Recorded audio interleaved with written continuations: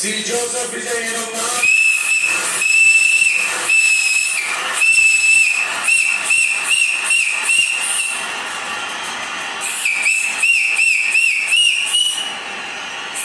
சட்டப்படி அமைக்கப்பட்ட இந்திய அரசியல் அமைப்பின்பால்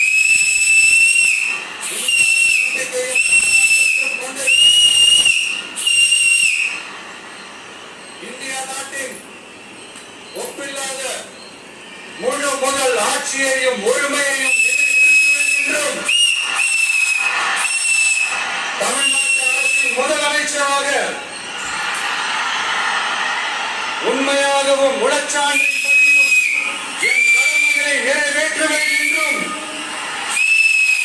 அரசியல் அமைப்பிற்கும் சட்டத்திற்கும் இணங்க